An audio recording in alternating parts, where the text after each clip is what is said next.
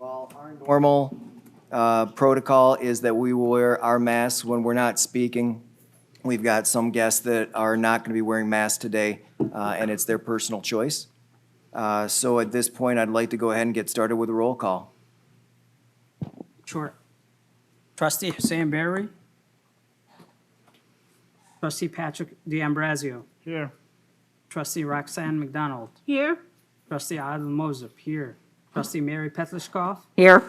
Trustee Irene Watts. Here in Dearborn, Michigan. President James Thorpe. Here. Next item. Pledge of Allegiance to the flag. Mr. David Mustonen, Director of Communications, will lead the Pledge of Allegiance.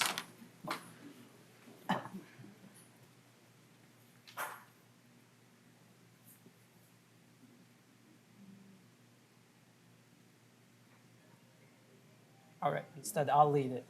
I pledge to the flag of the United States of America and to the republic for which it stands, one nation, under God, indivisible, with liberty and justice for all. Thanks for stepping in on that. Thank you. Next item. Superintendent's update.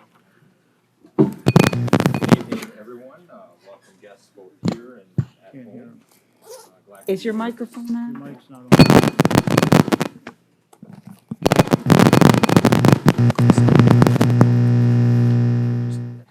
Okay, I'm gonna switch. I'll switch. Okay, all right, I think that's better. Good evening, everyone. Welcome guests and those at home. Unfortunately, we have some sad news, so I'd like to take a moment of silence. We learned of a student from Howe that passed away, so I'd like everyone to a moment of silence for the student and their family, please.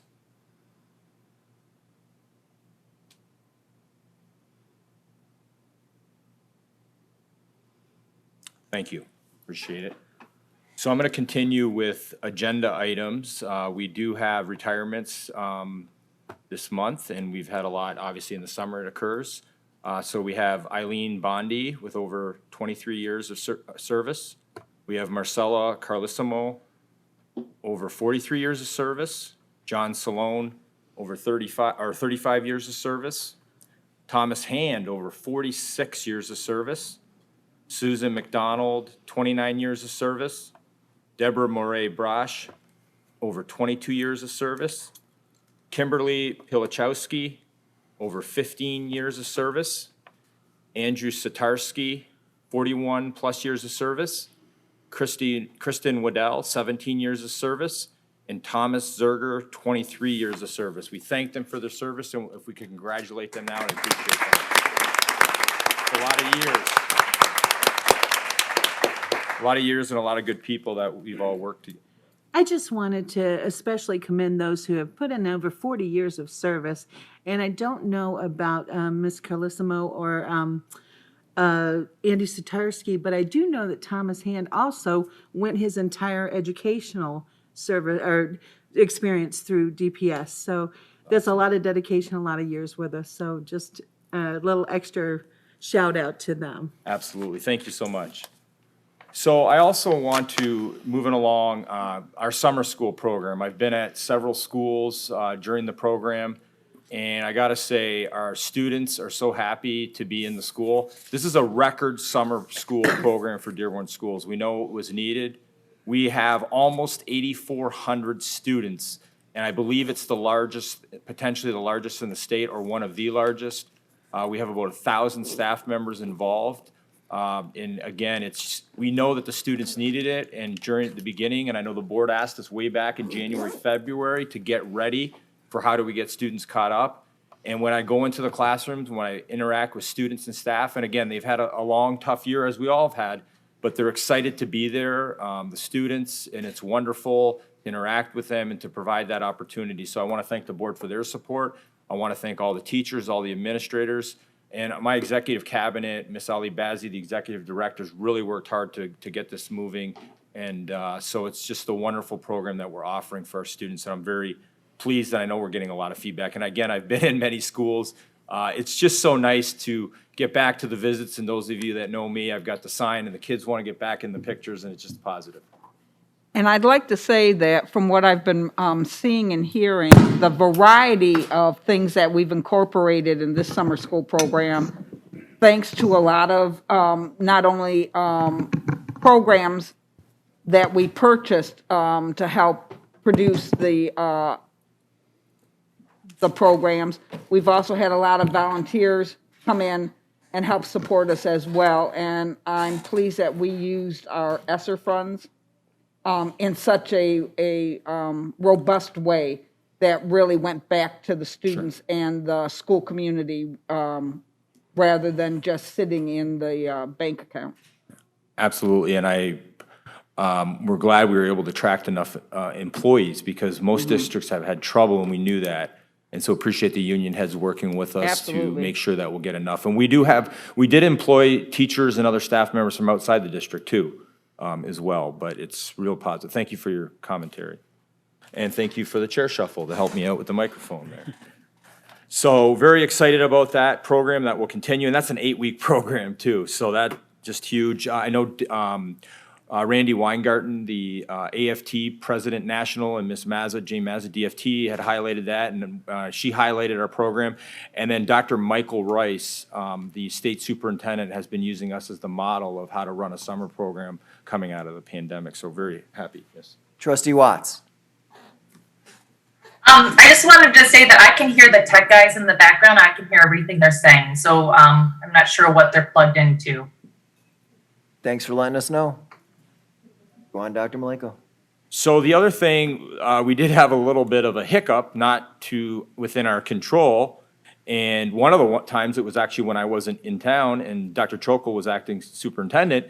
But obviously I know the community has dealt with the flooding and the weather. And so, we feel for everyone who has dealt with that. Our schools dealt with it as well during the summer program. But I do have to send commendations to Mark Andrews, Tom Wall, John Leacher, who's here, and the entire operations staff, the building engineers, the teachers, the principals, who dealt with some adversity with the flooding. And so we had a few schools that had to close for a few days, but overall, given the situation, I think we did very well under the circumstances. And I know a lot of people have had a tough time in their homes as well, but we also felt it, but we moved forward, and thanks to our great team that really made it work. So I want to commend all of them, and including the people that covered for me when I was not in town, so. Dr. Malenko. Oh, yes. I'd like to echo those sentiments as well. I know Fortson, Salina, and other schools were impacted heavily, and Salina School was without power for about 7 days, and the crew bringing temporarily generators to power the school and be able to bring in the students back, and also even the intermediate working to get the elementary students in there. That was great, and putting pressure also on DTE to bring the full power back in record time. So that was great and commended. Thank you. And thank you, I know we communicated as well, I appreciate that with Dr. Chokol, and our contacts with DTE did help, so appreciate those contacts, so. All right, I want to mention the vaccine. So obviously, as we're getting, moving forward into fall, I'm proud to just continue to promote vaccines and to let you know that we believe our staff are overall, we don't have exact count, but as you know, we had clinics right away, and then we did them for students. We have less of an accurate count with students. We did survey our students that are, of course, eligible with their parents that are 12 plus, and we had a pretty good showing there, but we believe we're between 75 to 80% of staff. Without knowing for 100%, I think that's a very good rate, and we're going to continue to promote that. You might recall, too, we not only did we have it right away for staff in February, we negotiated with DMC, Henry Ford Hospital, and also with the Wayne County Health Department who stepped up. But then we were the first one to have the student clinic where we bus students out to DMC when it was 16 plus were eligible. So we're very happy because I think that's helping us get back to normalcy and into schools. And I think so I want to promote those that are eligible because, again, it's about getting students in school and getting back to normalcy and having that instruction that I see right now when I see the students in our schools. So I want to thank everyone who's been involved in our partners. We ran clinics at Bryant, William Ford, Salina, Etzel Ford, and then obviously we had the busing, so we kind of hit all quadrants of the city, and everyone was eligible, and I appreciate the union heads who were involved, and Miss Ali Bazzi really took the lead on the staff, and Miss Shannon Peterson took the lead on the student drive, so I feel like I need to mention that as well, because I feel good about getting our students back and getting some back to normalcy and getting at some point, you know, with the masks off, so. I also want to mention, you guys may have heard, I've been saying this for probably 3/4 of a year. The state and the feds finally listened, and the state is no longer going to call two students that get a positive an outbreak. They're going to change it to cluster, and it gave a false impression. And so superintendents from across the state, we've been advocating for that change, and we're glad. And I know the board president and the board members have supported us with that. Because I think, an outbreak is not 2 or 3 or 4, it's many more than that. And a cluster is much more feasible, but it gives a false impression. So that's a real positive, I think. And again, we've been advocating through the legislators, through all of our people that need to make that change. Also want to mention, yesterday, had a very good day visit over at Etzel Ford. We hosted the Islamic Center of Detroit. They had a permit to have an Eid festival, and it was very well run over a couple of days, and so I was glad to be out there and see students and families having fun. It was warm. I also know that they dealt with the storm Saturday night. I wasn't there on Saturday. I was there on Sunday, and it was real positive. And they wanted me to do the long, oh my gosh, these things were huge. They wanted me to go through the obstacle course, and it was hot. I was like, I'll take a rain check. I'm not going to do that right now. So I got my run in earlier in the morning. Also, I just personally want to congratulate Trustee Pelichkoff on the birth of her granddaughter, Alexandra, and congratulations. Thank you. She'll be a month, she'll be a month old on Wednesday. And that is all for my commentary, President. Thank you very much. Any questions for Dr. Maleko on that? I don't see any hands. Next item, please. Recognition and acknowledgements, graduation highlights video.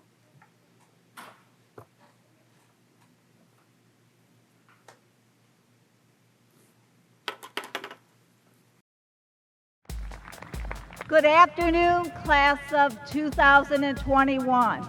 Graduation day, you made it. And we are so proud of all of you, especially after this extraordinary year and a half. I can say with confidence that no class before has had to persevere as you have had. And I can not express how proud we are that you all made it to this point. Prior to this pandemic, your generation has been labeled by some as babied, spoiled, and individualistic. But I am here to tell you that we know nothing could be further from that truth. You have survived a pandemic. You will someday tell your grandkids about. If not by choice, then by necessity. You've been asked to put things on hold, give things up, remain flexible, show compassion, and stay patient. Many people didn't and probably still don't believe that you have worked hard enough to be where you are now. You likely have had people tell you that you don't deserve to be where you are now, and that really made you contemplate some things. Do I really deserve this? Should I just give up and let them win? But look at where you are now. Aren't you glad that you didn't stop, and glad that you didn't let them get to you? It would be easy to speak about all of the traditional experiences that our class has lost. However, that's not what I intend to do. Instead, I want to focus on how much we have gained from these past 16 months. There is no doubt that our senior year has been filled with mixed emotions and feelings of uncertainty. Many of us may have this ideal path that's been instilled in us of graduating, going to college, and getting a job. But if your path isn't as clear as this, don't feel pressured to create one. As best stated in the song Paradise by BTS, it is alright to stop. Don't run without knowing where you're going. It's alright not to have any dreams if you have moments where you feel happiness. And with that, I want to remind you, don't run for nothing, as the words that make us who we are truly embody our paradise. To the toy that believed he was a hero, Buzz Lightyear, thank you. It might seem silly to idolize a toy. However, he not only taught me how to be a leader and to stand up for those who I love, but he taught me to reach for infinity and beyond.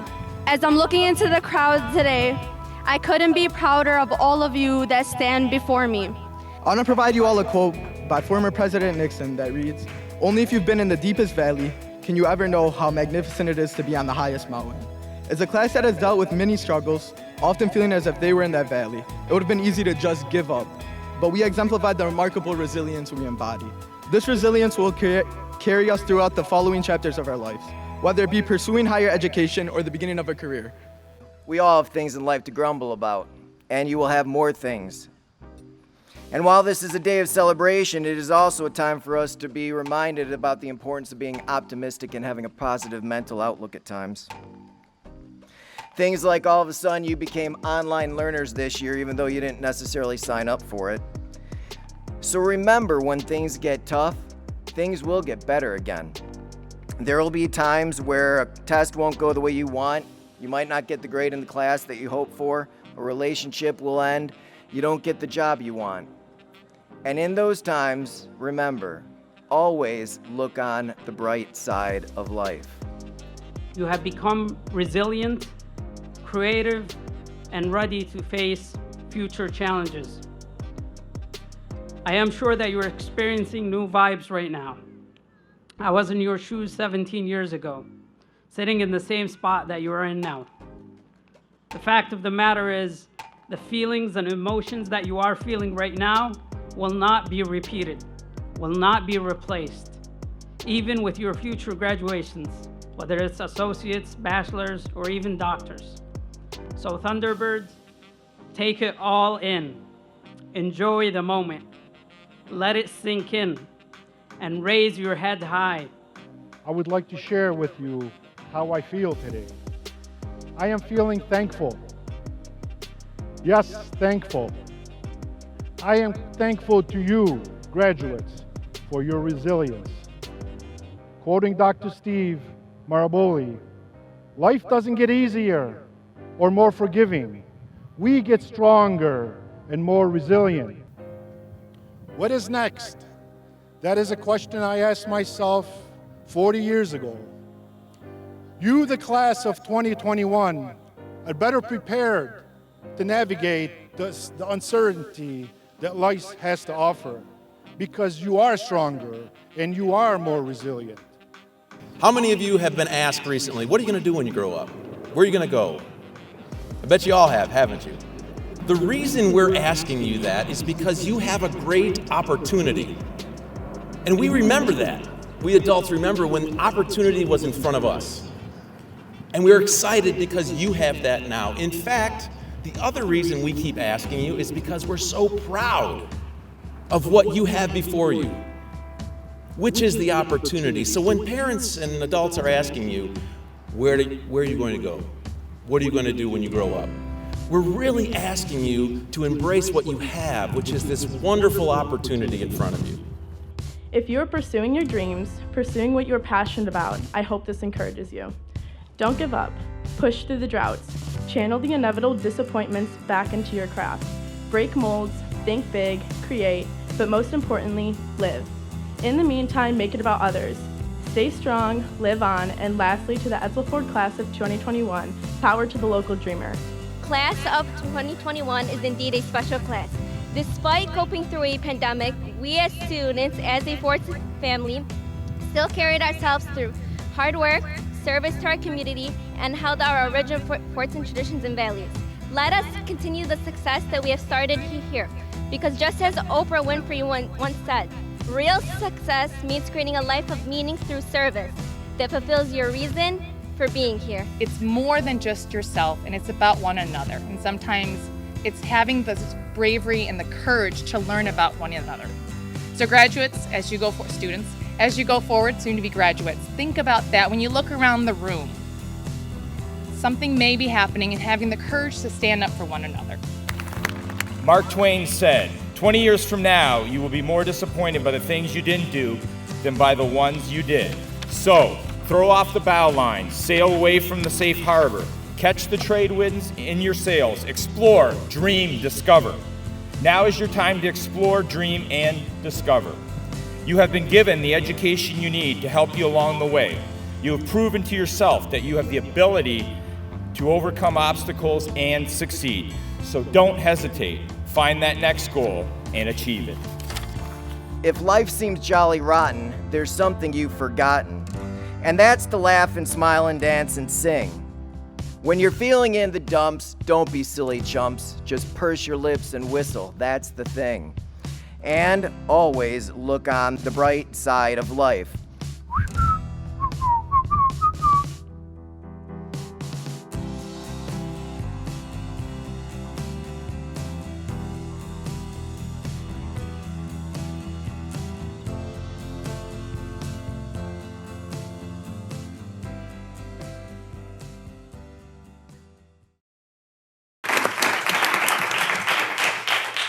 Somebody's gonna pay for that video. I hate hearing my voice. I said you're regretting it now, I'm sure.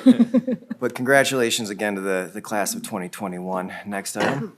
Acknowledgement of donations. We have Mr. Wall coming up.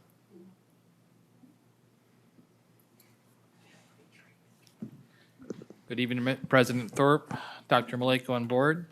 I have 5 donations to read today.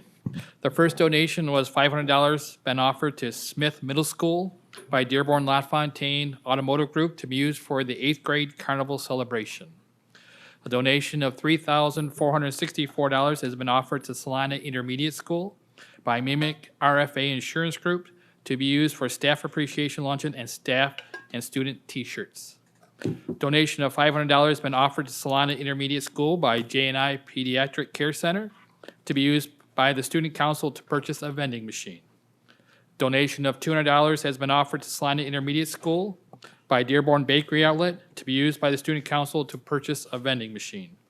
A donation of $4,451.01 has been offered to Esselford High School by Westbourne Chrysler to be used for automotive parts that will be used for visual and lab activities.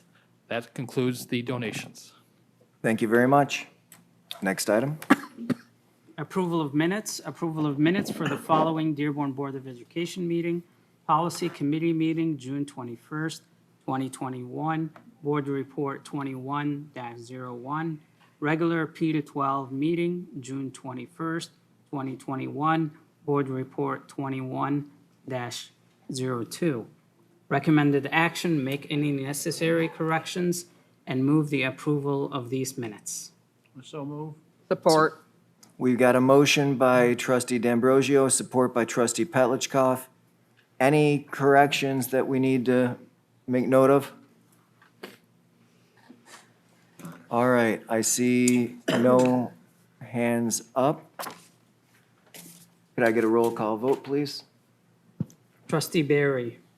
Trustee D'Ambrosio. Yes. Trustee McDonald. Yes? Trustee Moses, yes. Trustee Petlicoff. Yes. Trustee Watts. Yes. President Thorpe. Yes. Motion carries. Next item. Special reports, fall instruction, CDC guidelines, Mr. David Mistonin, as well as Dr. Jill Chokel.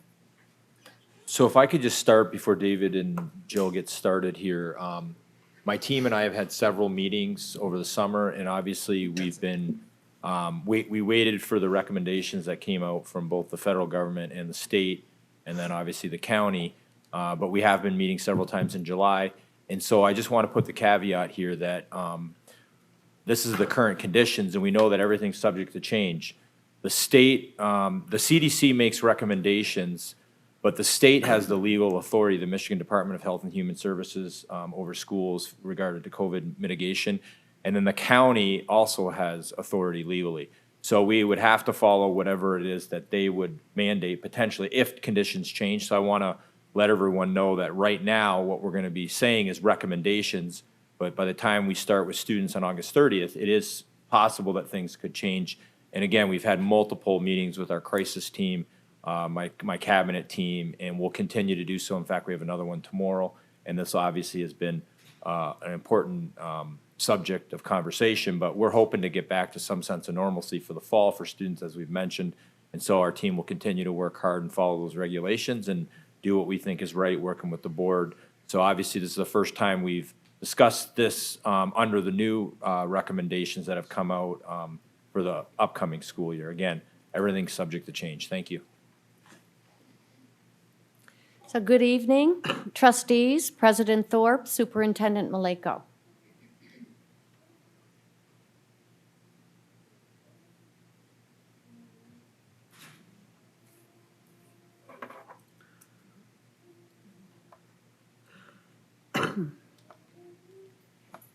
So the 21-22 school year. Our first day, based on our calendar that has been out, is Monday, August the 30th, for all students. That is a half day. All students, all grades will be back in school. We look forward to seeing everyone there. A brief recap since March 2020. Again, as a district, we've adhered to all of the laws, orders, and directives from the federal and state government and followed all the recommendations of the health experts. We have continued to monitor the health conditions of the community, and we have moved slowly, cautiously, and safely. So the results of the district's actions have been students and staff remained safe, helped to slow the spread of COVID-19 in our community, and schools were never the source of widespread community spread.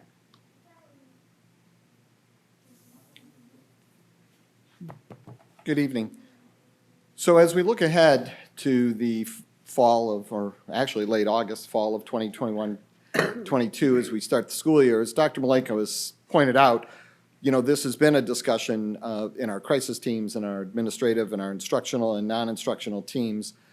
So we've been, you know, working on what some of these recommendations might be. You know, all throughout this, we've sought the expertise of those in the medical profession, in the medical community, because they're the experts when it comes to medical stuff. We're educators, not medical people. We're very fortunate to have talented medical people on our staff who have been able to communicate those needs and what those recommendations have been throughout this process. Recommendations are just that. They're recommendations. They're not requirements. They're not laws. They're not orders. We have had that, as Dr. Maleko pointed out. We have had orders come down and things that we've had to follow. But right now, what the medical experts are giving us are recommendations. And we will continue to do what we've been doing, and that is to follow the recommendations of medical experts, those who know what this is all about. And right now, they, from the CDC and from the state of Michigan, they are saying that those who are unvaccinated should wear masks. And so we support that recommendation. We highly support that recommendation. Now, it's required. Please wait. The public will have a chance to participate in the next section. Once again, these are recommendations. They're not orders. They are. Excuse us. If you, if You're going to have an you're going to have opportunity to citizen speak. participation in a minute. If you can't remain silent, please wait outside until that time. So one of the other things that we will do is there are some orders that are still in place by MIOSHA, and one of those things is the requirement of mask on planes, trains, and buses. So we will follow that until MIOSHA changes those requirements. The other ones are recommendations, not requirements. So we are not requiring mask, but in the situation when you're on a bus where it is a requirement by MIOSHA, then we will have to require masks because we follow those requirements, or we follow those actual rules that MIOSHA is putting out there. When it comes to our schools, we'll be making every effort to follow the social distancing aspects as much as we can. So that means that we will avoid situations where we are gathering students in large groups, such as in an auditorium or a gymnasium for a special event. So we wouldn't schedule a presentation in an auditorium and bring all the students there all at once. We might scatter them and bring them at different times. The same thing would happen in classrooms as well. We would try our best. We would do our very best in the classrooms to maintain that 3 feet of social distancing, knowing that that's not going to be possible everywhere in the district, based upon the size of the district, based upon the number of kids in our classrooms, and based upon the size of the classrooms throughout the district. All right, enough. I'm trying to be polite and give you your time when we get to citizen participation, but if you won't let our speakers speak, I'll clear the room now. With a mask or without a mask, we clear the room.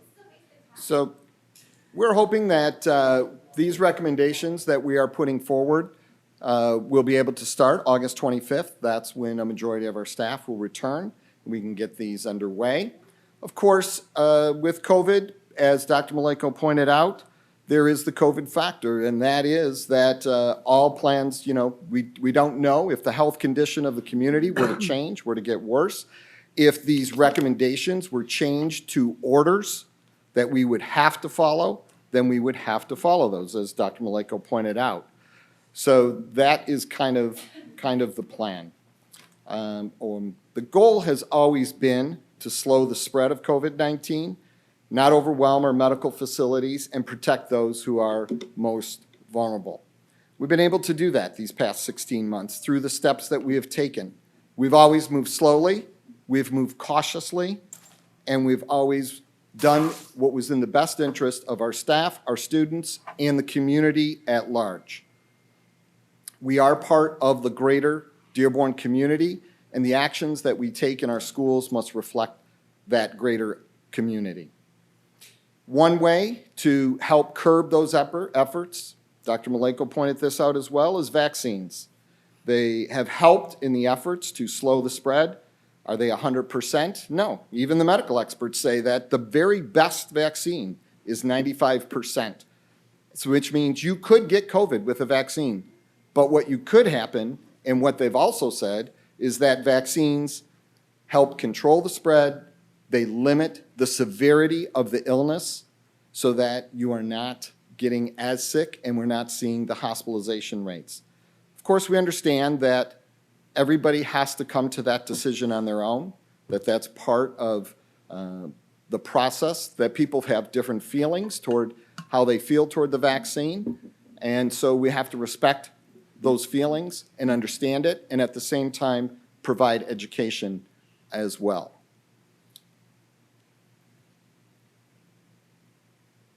So we're looking forward to seeing all of our students and all of our staff back in school on August 30th.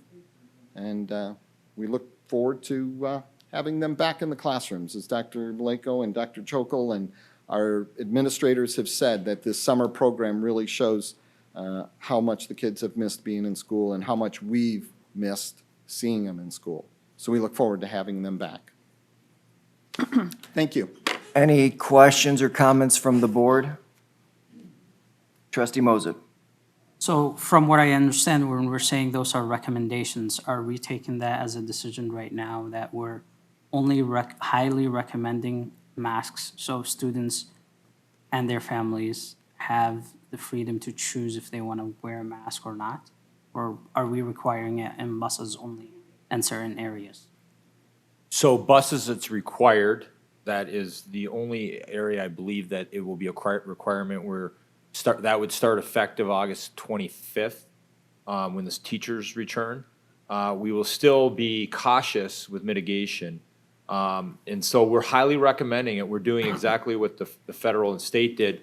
And again, remember last year they mandated it. They're not mandating it right now. So we're following in a line and we're doing exactly what they're saying. So we highly recommend the vaccines. We highly recommend wearing a mask especially if you're unvaccinated.